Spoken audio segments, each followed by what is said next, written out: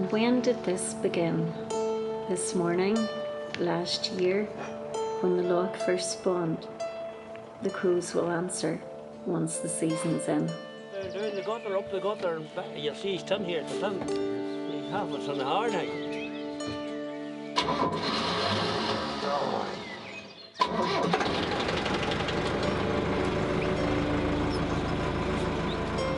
I remember my father meeting a friend of his in the graveyard down there one day. He said to my father, "Is any of your boys going to follow onto the loch?" And he says, "I hope not. There's no future in it.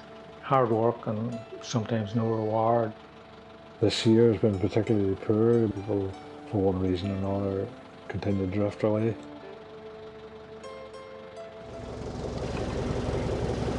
You really think there'd not be a single one? What? You think there'd not be any? Okay. One trout. No eels.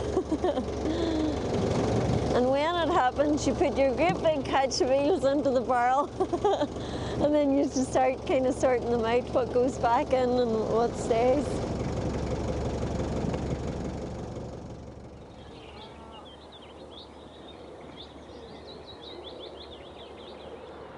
The model of the cooperative is important to us because of the fact that fishermen became empowered through what the co-op was able to do with their produce, and it provided a steady income for them. But ultimately fishermen who are shareholders, whether they're shareholders or not, they don't have to be shareholders to fish. We grant permits to non-shareholders as well. But they have a vested interest in it. It's in their own interest to look after it, to be mindful of conservation, the need for restocking. Lough Neagh is a huge expanse of water. And I have suggested to the authorities many times over the years that the best way to manage Lough Neagh is with the support of the people who are using it.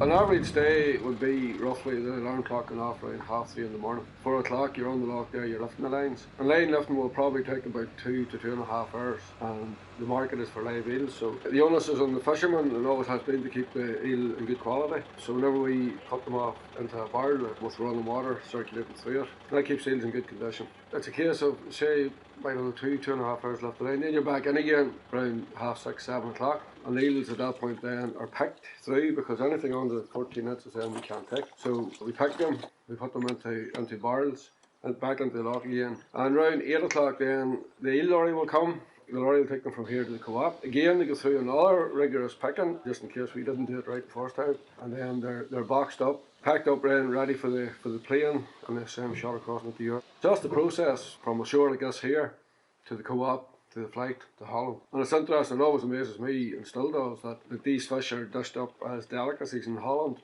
And they start in such a humble setting, such as this here, very ordinary Irish families.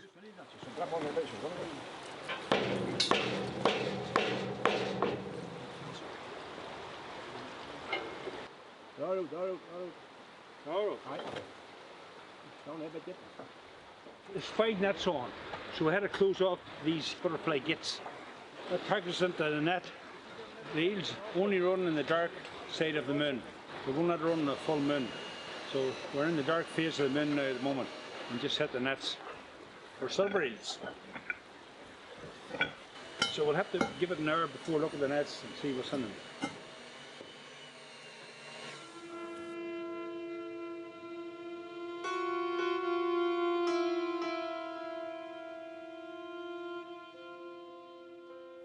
Sometimes you look at it, I don't know, maybe it's an age factor, but sometimes you look at it, the challenges seem to get bigger and more frequent in appearance than they used to.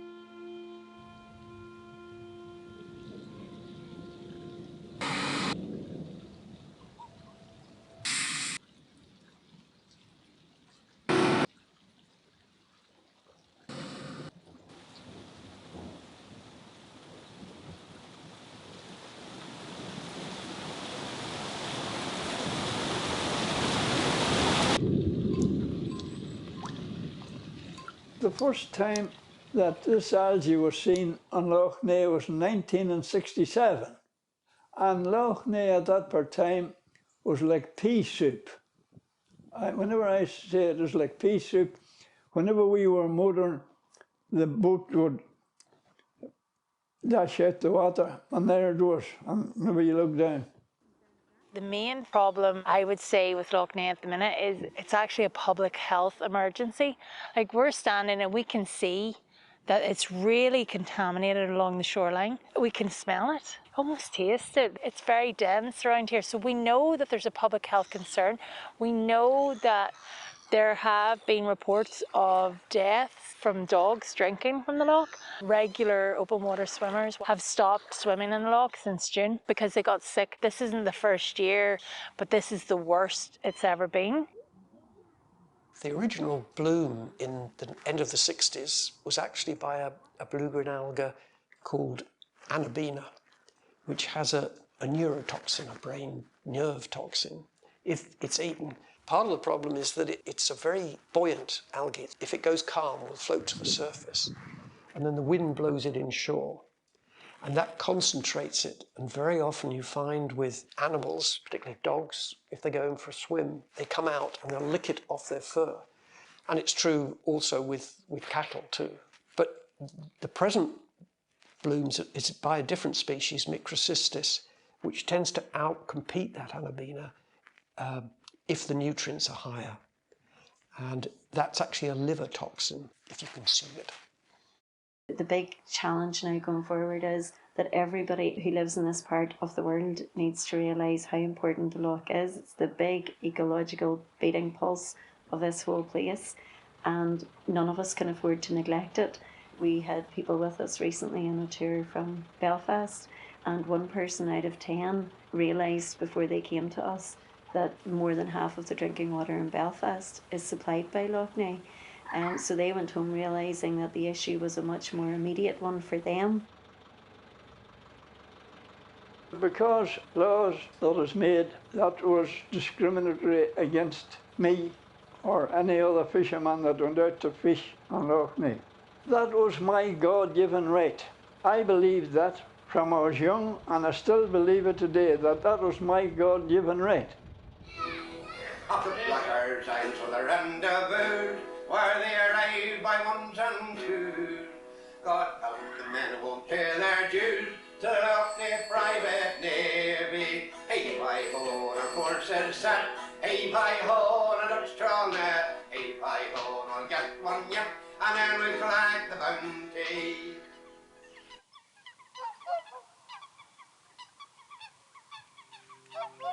We've spoken about fishing being a hard way of life, but I would say today it's actually a lot easier than the like of the picture here of Sally Al Murphy and that era of fishing in Lough Neagh, because back then the good people around the loch shore and they had nothing else, but they had at least fishing in Lough Neagh, and even that was stole away from them. These were very, very difficult times in the loch. You'd have done the same as we're doing today, up at 4 o'clock and out there to lift your nets or your lines, whatever it might have been. You'd have got there and they were gone. They weren't there at all, they were stole from you. My grandfather went through courts convicted of simply fishing in Lough Neagh, so there he carried a criminal record to his grave for that reason. And he wasn't the only one. He right round the loch shore, those numerous families had the same fate, and so much so that the courts round Lough Neagh became known as the fishermen's courts. There were so many fishermen going through them. So that's hard. Those are tough times. From say the 1880s right through, there was struggle and there was court cases in relation to it, the rights to fishing in the loch, the rights of the fishermen. But then right through to the 60s, so about 1966, then there came an opportunity to buy out one of the shares. To do that, it was a vast amount of money in the mid-60s, you're talking £80,000. That money had to be found somewhere, so the call went out to raise money around the loch shore. So families like my own give towards that. And this at a time whenever, bear in mind, they weren't fit to fish. They had very little money of themselves, but they put the money up, the money was found, and the share was bought. By 1972, the remaining of the shares were back in the hands of the fishermen for the first time in a few hundred of years, and the right to fish was there again to be enjoyed freely. So they came over and they failed on their mission. They sunk one boat, happened to my brothers, rammed her and sunk one. That was the whole story of their success. Oh, the success, sure. The success, and then along come our men in the boat below over, Eel Fisher right to them. They made the 12th did in England, them chaps. We're going to take them in, wash them, put them in a pan, and put them over that nice hot fire. That's the pan. What did you do? 19? 19. 19. And 19 is unusual on fishing terms now, like, so. Whenever I started fishing, I was 14 years of age. And you were? No, I was 12, 13. 12. Alright, so that's young, like, so. But that age group of 19, like Donald's age now, is unusual. We were talking last night. Nice. Up your side, to roughly 5. 5. And that's right around the Blackwater River. And then up the west side, then you were working out too. We couldn't even think. No, nobody.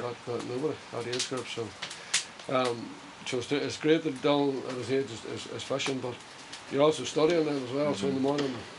More to university. Way to university. Because they're so fresh, so they're only out of the water, nice and fresh. They're still living. And that's why they're still moving. Like. But once you put them in the pan and feel the heat at all, then that'll go out of fairly quickly.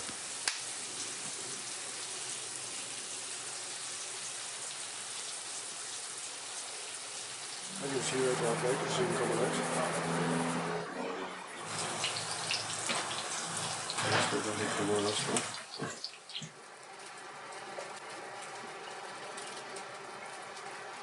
Maybe I'll try to stay clean right there just to see how you go first.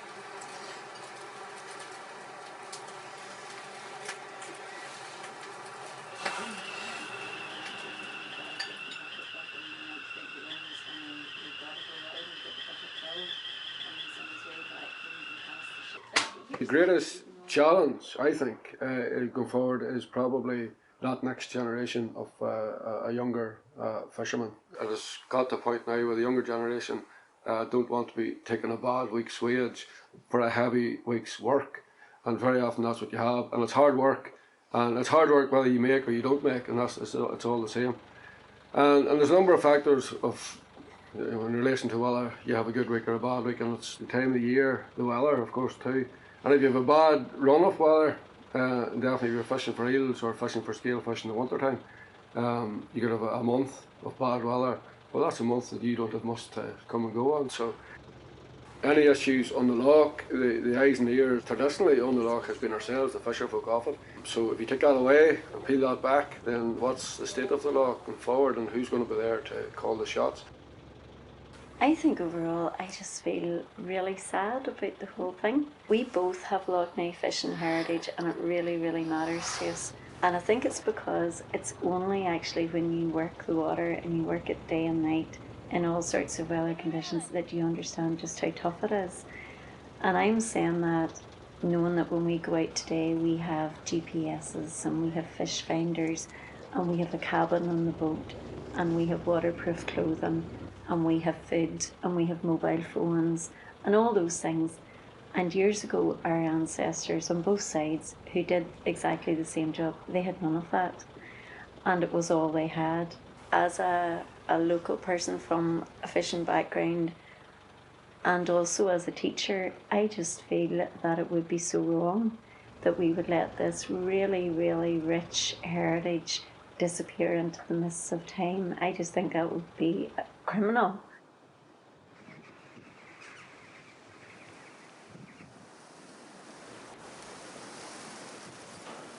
We're looking at a slimmer fleet, and of course better income for the fishermen, but that demands better returns from our sales. And that's a constant fight to get the best possible deal year on year, and it just seems probably this last 10-15 years you have to run harder and harder or faster and faster just to keep up. The age structure of our fishing population is way too high. I suppose ultimately the only way to change that is to make it more attractive, more lucrative, to be more competitive in terms of income. And that's very difficult with a natural process such as a fishery when it's so dependent on the climate, it's so dependent on weather on a day-to-day basis, changes to the loch, changes to the environment. To the outsider, it must seem that there are so many external factors, and there are so many external factors which affect the success or otherwise of a wild-caught fishery such as that in Lough Neagh. And for that reason, it's probably not particularly attractive to younger people to come into the industry.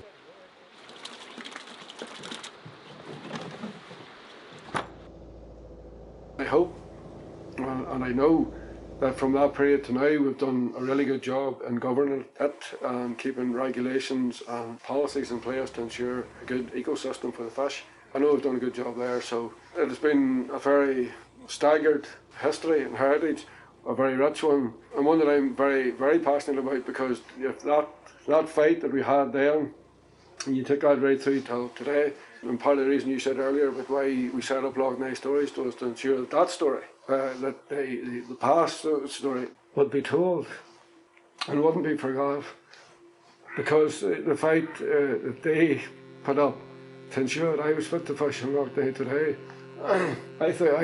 we feel, is one that's worth telling.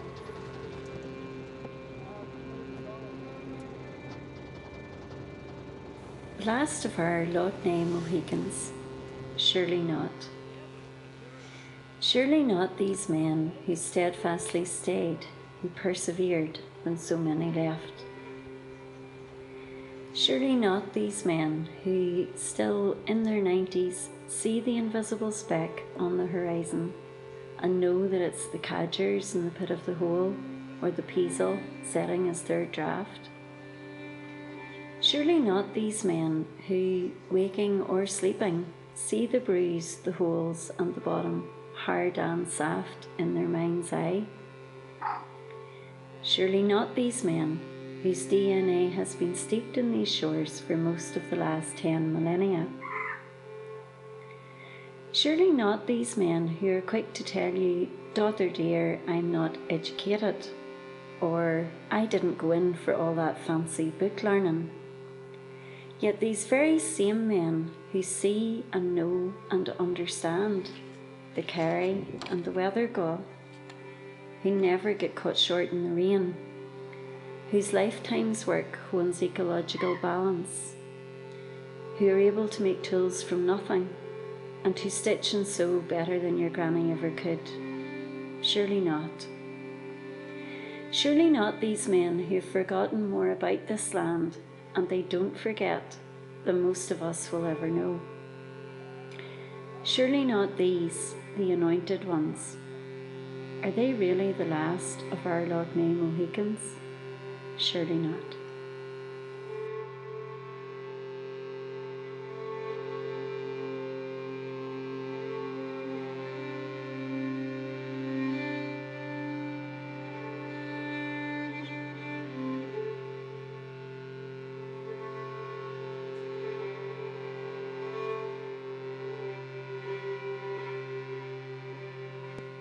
Mm-hmm.